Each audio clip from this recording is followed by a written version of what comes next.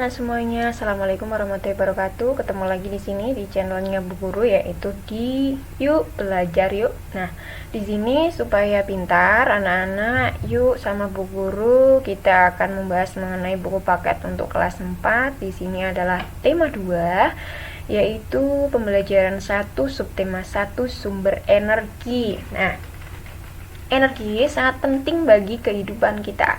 Semua makhluk hidup membutuhkan energi. Tahukah kamu sumber-sumber energi yang ada? Ayo kita pelajari bersama. Nah, di sini sudah ada matahari memiliki peran yang besar dalam kehidupan karena merupakan sumber energi terbesar di bumi. Panas matahari berpengaruh terhadap aktivitas manusia dan makhluk hidup lainnya di bumi. Di sini sudah ada gambarnya.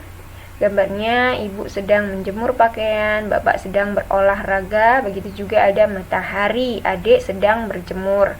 Nah, di sini apa yang dapat diceritakan dari gambar tersebut? Gambar tersebut menunjukkan aktivitas yang dilakukan manusia di bawah sinar matahari dengan seorang ibu menjemur pakaian dengan memanfaatkan panas matahari.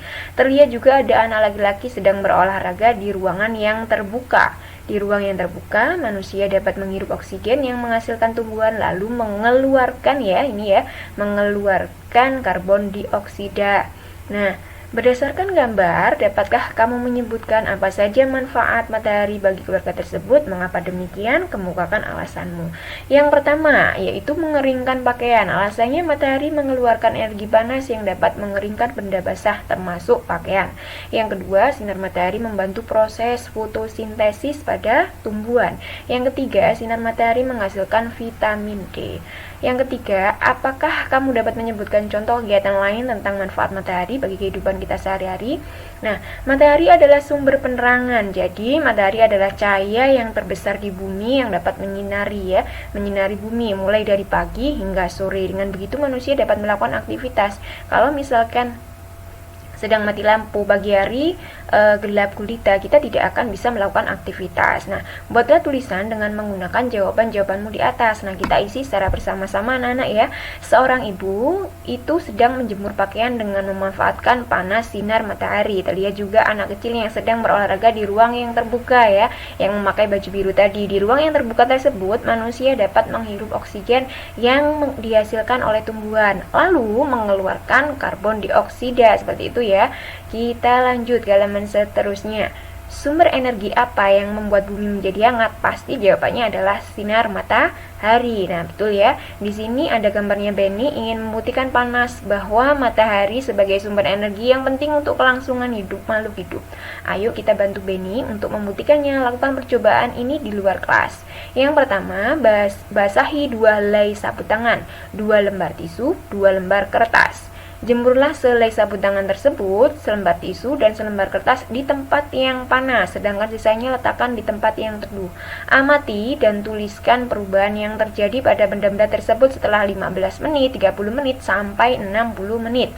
Nah, di sini Bu Guru sudah mencoba untuk mengamati. Nah, di sini sudah ada gambarnya ya, tabel pengamatannya. Tisu, kertas, sapu tangan. Nah, setelah 5 menit ternyata masih basah. Kertasnya juga masih basah, sapu tangan juga masih basah. Setelah 30 menit kita lihat, tisunya ternyata mengering, kertasnya juga mengering, sapu tangannya juga mengering. Setelah 60 menit, di sini tisunya mengering, sudah kering ya. Kertasnya juga sudah kering dan sapu tangan setelah 60 menit menjadi kering. Di sini tisu. Nah, tisu setelah 15 menit itu ternyata masih basah, 30 menit ternyata juga masih basah, 60 menit mulai mengering. Kertas di sini 15 menit masih basah, 30 menit masih basah, dan 60 menit sudah mengering. Gimana kalau dengan sapu tangan? Sapu tangannya juga masih basah, 30 menit masih basah, dan 60 menit juga masih basah. Jadi, kita lihat selanjutnya. Nah, apakah ada perbedaan antara benda-benda yang dijemur di bawah sinar matahari dan diletakkan di tempat yang teduh, yaitu di bawah sinar, di bawah pohon tadi yang teduh ya. Diskusikan dengan temanmu apakah penyebab perubahan dan perbedaan tersebut. Di bawahnya, kita isi bersama-sama berdasarkan tabel pengamatan hasil percobaan, tuliskan paling sedikit 4 kesimpulan. Nah, paling sedikit 4 ya, tapi ini kita isi 3 aja, nggak usah banyak-banyak. Yang pertama, tisu. Kertas dan sapu tangan yang dijemur di panas matahari lebih cepat kering. Air yang ada di tisu, kertas, dan sapu tangan basah menguap karena panas matahari. Yang ketiga, panas matahari mengeringkan benda-benda yang basah seperti baju tadi ya, ibu yang lagi menjemur baju. Nah, mungkin ada kalau misalkan yang basah, contohnya menjemur kerupuk juga boleh diisi ya. Nah, sekarang cobalah untuk mengolah data ke dalam bentuk laporan kegiatan. Nah, di sini sudah ada contohnya laporan kegiatan. Yang pertama adalah nama percobaan. Nama percobaannya berarti kita isi dengan uji energi panas matahari, karena tadi sudah ada Benny yang kepingin membuat laporan kegiatan juga. Tujuannya apa? Membuktikan bahwa panas matahari merupakan satu bentuk energi. Alat-alatnya apa? Kertas, tisu, dan sapu tangan. Nah, langkah kerjanya basahi dua helai sapu tangan, 2 lembar tisu, dan juga 2 lembar kertas. Setelah itu diapakan? Jemurlah sehelai sapu tangan, selembar tisu, dan kertas di tempat panas, dan sisanya letakkan di tempat yang teduh. Di tempat yang teduh itu contohnya adalah di bawah pohon tadi.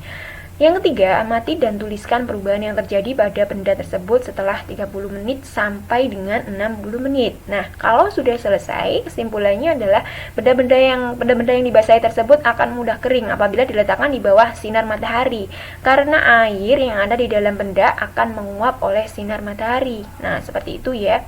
Kita lanjut. Di sini sudah ada teks. Kisah Ali si biji energi. Aku Ali si biji energi. Aku menanam biji-biji energi di sebuah ladang yang luas di peternakanku. Saat matahari bersinar, ada energi pada cahaya matahari. Cahaya matahari membantu biji-bijiku tumbuh menjadi tanaman-tanaman yang tinggi. Tanaman-tanamanku menyimpan energi itu di dalam akar, batang, daun, dan butiran biji yang baru. Dengan segera aku akan tumbuh tinggi dengan daun-daun yang lebar dan biji-biji yang baru. Kamu bisa memasak dan memakan aku supaya kamu memiliki energi. Maaf ya, energi itu akan membantumu tumbuh, bergerak, dan berpikir. Aku juga memberi makan hewan-hewan ternak dengan beberapa bagian dari tubuhku sehingga mereka tumbuh besar dan sehat. Sudah ada gambarnya di sini. Tanaman apa di sini? Pasti adalah tanaman jagung, betul sekali. Nah, sekarang temukan sebanyak-banyaknya manfaat energi matahari bagi makhluk hidup dalam bentuk peta pikiran. Nah, seperti ini ya. Di sini ada gambarnya matahari. Berarti matahari itu ya, fungsinya sebagai apa? Yang pertama adalah, maaf ya di sini ya, sumber penerangan. Yang kedua adalah sebagai berperan dalam daur air. Yang ketiga, membantu proses pengeringan. Contohnya tadi adalah pengeringan kerupuk, pengeringan baju. Nah, membantu kesehatan tulang, yaitu menghasilkan vitamin D ya. Berperan dalam fotosintesis tumbuhan, menghasilkan energi listrik. Nah, selanjutnya ya. Energi panas matahari adalah salah satu sumber daya alam yang melimpah. Tumbuhan seperti jagung merupakan sumber daya alam yang harus dibudidayakan. Dibudidayakan ini artinya adalah dilestarikan, seperti itu ya. Lanjut, nah ini adalah contohnya jagung. Jagungnya dibakar ya, bisa dimakan untuk manusia ya kan.